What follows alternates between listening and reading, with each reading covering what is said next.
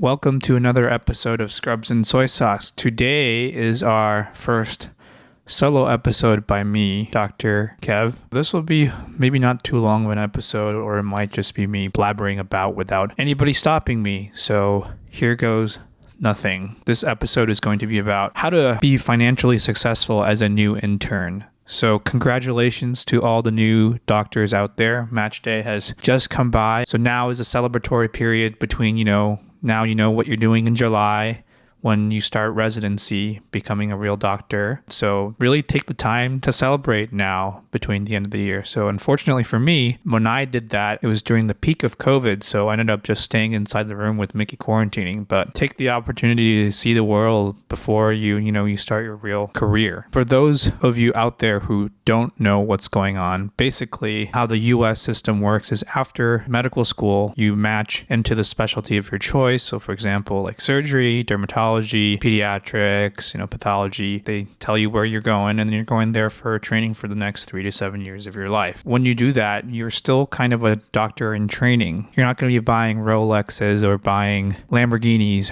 straight away. I think it's important for me to kind of share my thoughts about what I did correctly and what I didn't do correctly, and how you can put yourself in a good financial situation for the next years coming ahead, and could save you a lot of headaches in the future. Hopefully this applies to all the 40,000 or something new interns that are coming about, but also this is probably good for anybody who's finally starting out their new jobs. There's a lot of financial resources out there, but hopefully I'll be able to kind of condense it into a more simplified terms, because there's a lot of confusing things out there about what you should and shouldn't do. One or two caveats is that, for many people who just started medical school, this is the first time that you're really starting a new job. Before, in medical school, you were making minus $60,000, $70,000 a year from tuition, and now finally you're roughly making $60,000 to $70,000 a year. So it's a big swing around when you're not taking more loans for school. So that can have a profound effect on some people, and budgeting and all these financial situations are important for the future, especially for, us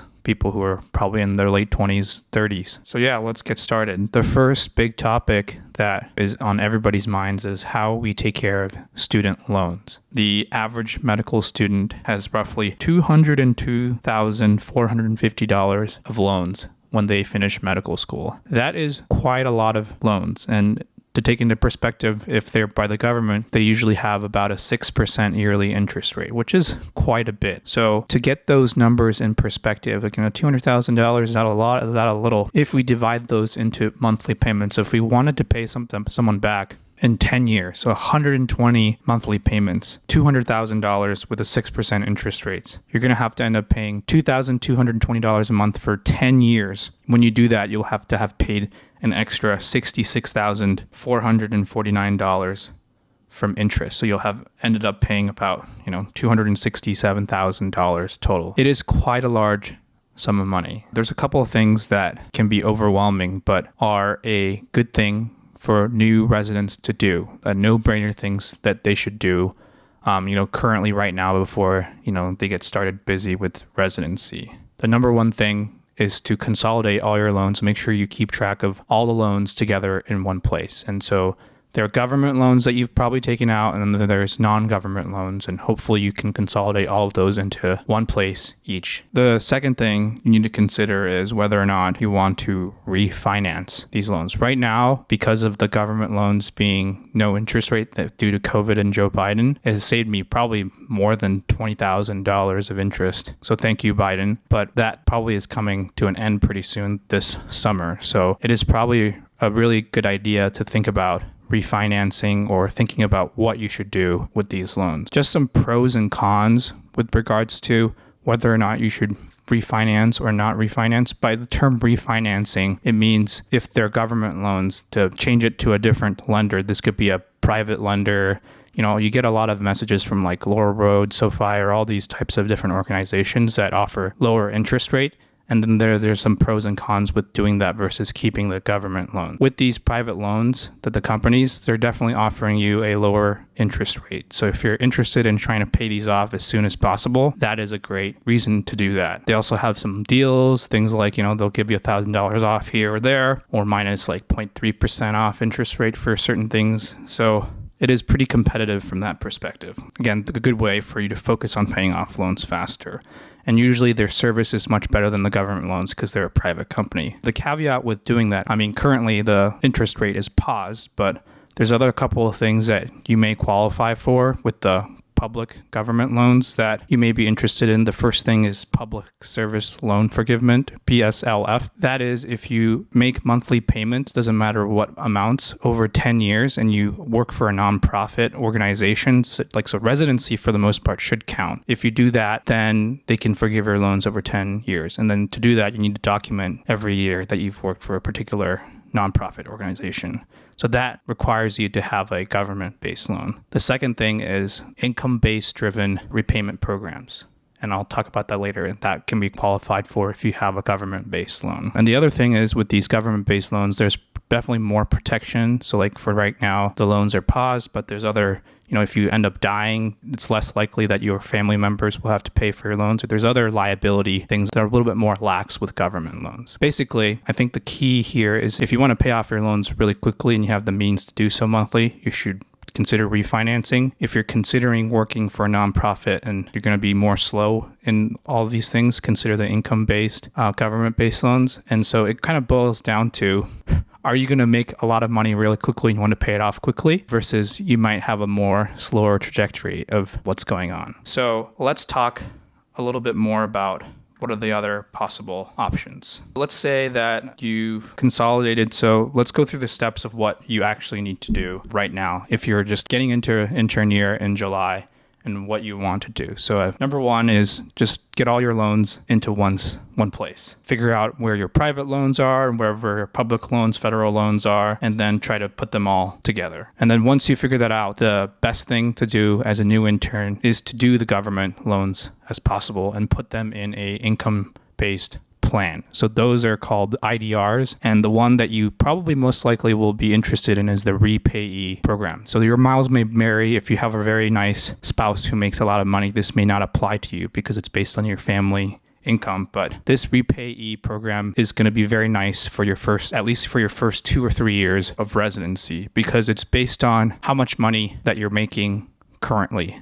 And so how it works is that it takes 10% of your discretionary income, and it's based on your family size and your income based on your prior year's tax return. So medical students out there, I hope you have filed taxes, even if you didn't make more than $12K a year, because if you show that you didn't make any money, then this will be helpful because the repayee will be based on your prior year's taxes. So let's say that you're applying for the repayee as you enter residency in 2023 summer. Your income or your salary from last year was $0.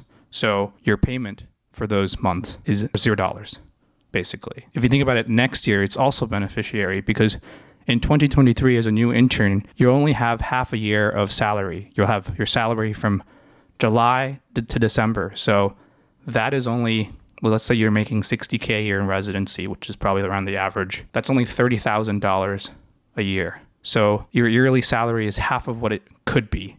And so your taxes for that year are going to be like less than half because your tax bracket is not going to be based on 60,000. It's going to be based on 30,000. So if there's a chart online you can look at for the repayee, but if you're making $30,000 a year, your monthly payments based on your discretionary salary is only $103 a month versus if you make $60,000, it's $353. If you think about it just from a money's perspective, this is, wow, what a great deal. This is only $100 a month, $300 a month. Keep in mind, your interest is still accruing. Just thinking about the bigger picture, you're still accruing like 6% interest rate. So the interest can be accumulating faster than you're paying things off on this. This is just a way for you to live within your means based on your income and kind of let the dollar amount run, because of a couple of things we'll talk about in a few seconds. What's great about this repayee program is that government will actually subsidize part of the interest that you're not able to pay. So for example, if you have a $200,000 loan and you're at 6% interest rate, roughly the interest that accrues every year will be like $12,000. So every month you'll accrue roughly $1,000 of interest, which is quite a lot. And if you're only paying $100 or $300, then that amount is going to keep getting bigger and bigger. But under this repayee program, the government will pay half of that interest. So effectively, if you're paying $0 of stuff, if you're making $0, then your interest rate is effectively like half. So like instead of 6%, it'll be 3%. So if you're really interested in just, letting your loan ride while in residency and you're not making that much money, then this is definitely an option that is good. Because if you think about it, if you go back to the previous example, if you're trying to pay off your loans quickly, even if you want to pay it over 7 to 10 years, you're going to have to be making thousands of dollars of payments. And that's kind of unrealistic when you're only making $60,000 a year. So let's summarize all that back together. So there's these income-based driven plans that will let you pay a lot less without any penalties. That's really helpful during residency. And that's helpful because it will still accrue payments for a couple of other programs that you may be interested in. And keep in mind that this still accrues the lots of interest on your whole principal of your loan. And so this is starkly contrasted with, doing a private loan and trying to pay it off as soon as possible. Those two programs that I'm talking about that will help pay off those loans by having these monthly payments, even if they're $0 or $100, are the public service loan forgiveness programs, but also how repay works down the line in the future. So with the PSLF, what happens is that if you make 10 years of monthly payments, so 120 total monthly payments, and you're working at a nonprofit organization, they'll waive your loans completely. So it's good if you try to make the minimum amount of payments possible over 10 years. And if you're not making a lot of money, $0, $100, whatever monthly payments, they all account for the same. So once you reach 120, then the government will kind of forgive your loans. In that method, you're not trying to pay off the principal at all or the whole amount. You're just trying to get to as many payments as possible. That works if you're a teacher or someone who doesn't really necessarily make that much money. But for people who are in residency, that works in residency. But once you start making real money, the repayee 10%, if you start making $200,000, $300,000, then it doesn't really make sense. Then your payments are going to be really, really large. You can still be on that repayee program for now, but over time, you can refinance once you're out of residency and then consider trying to pay it off more quickly using one of the private loan options, because at that point, your income is going to be so high. And so that is still, you don't have to be locked into this repay program for X number of years. So other than the PSLF, repay also has this method. I don't think anyone's done that yet because the repay program didn't come out until like 2014 or 2015. But basically, if these are all undergrad loans, then they'll be forgiven in 20 years.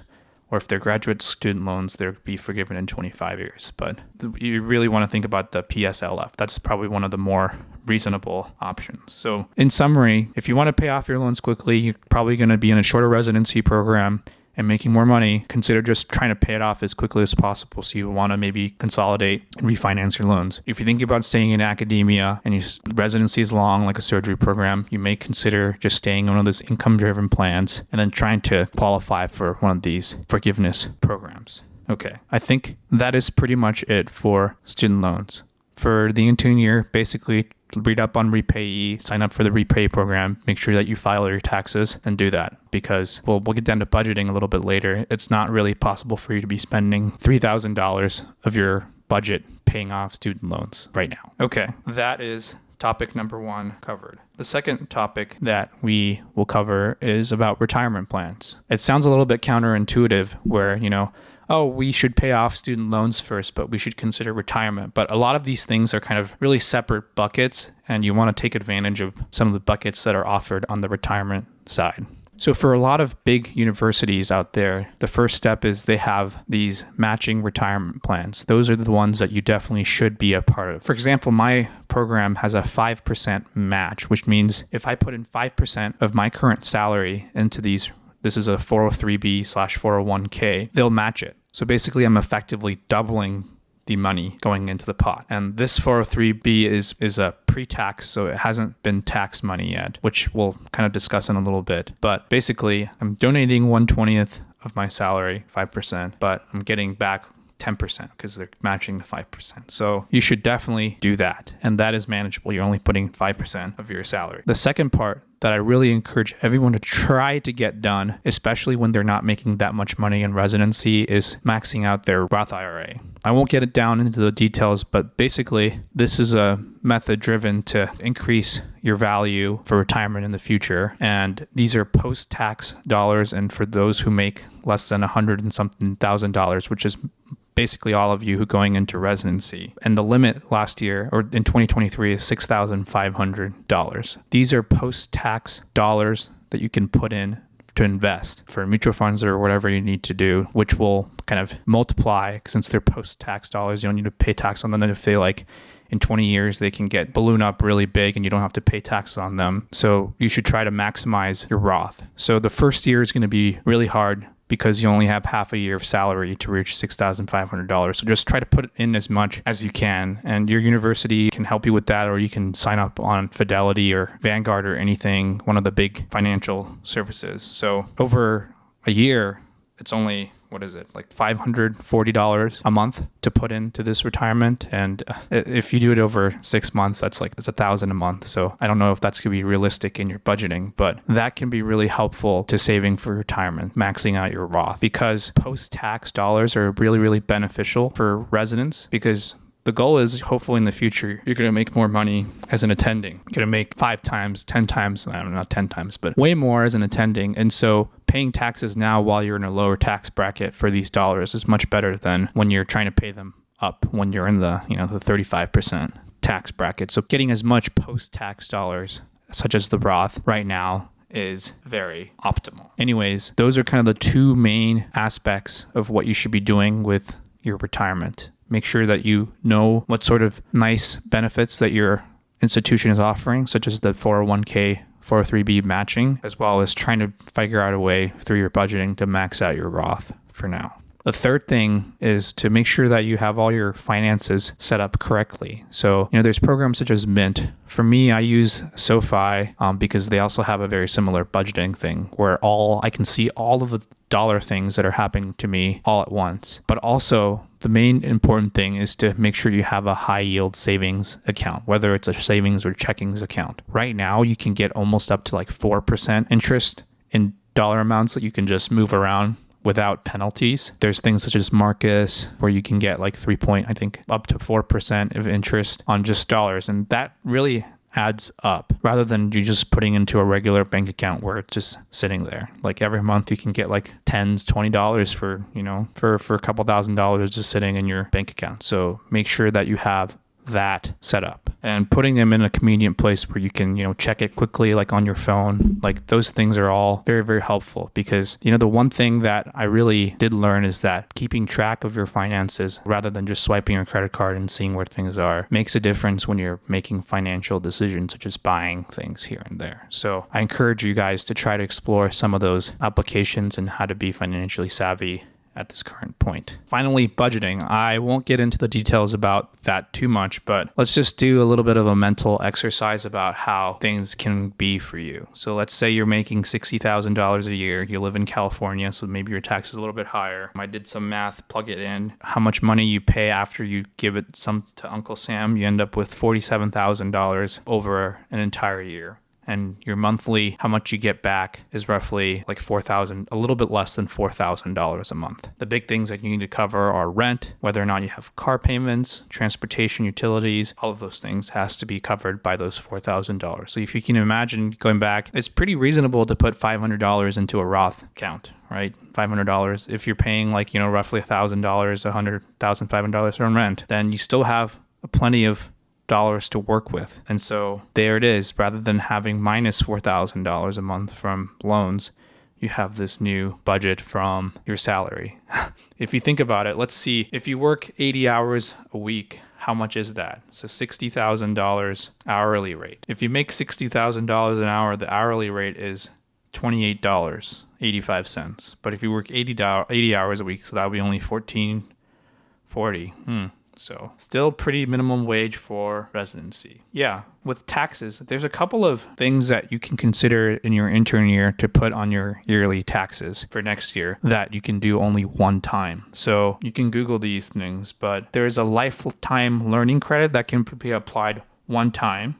You can claim $2,000 of educational credit by completing one of your forms 8863, which you can do one time. I think these are things that, TurboTax and things can do for you. There's also a student loan payment interest deduction where the first $2,500 of your student loan interest is deductible. Let's say that you do end up going to one of those income-based driven plans and you're paying $353 a month times 12, that's over $4,000. The first $2,500 can be deducted. There's also other things such as the moving expenses deduction. You can make that taxable, and then there's a lot of state-specific deductions that you can look into. I wouldn't spend too much time on this, and some of the free software can help you with that if your taxes are not complicated, or you can hire a pretty generic CPA. Your taxes as a resident should be fairly simple, that they can help you with those things. Anyways, I'm not sure if I've just been spitting out a bunch of gunk that no one really understands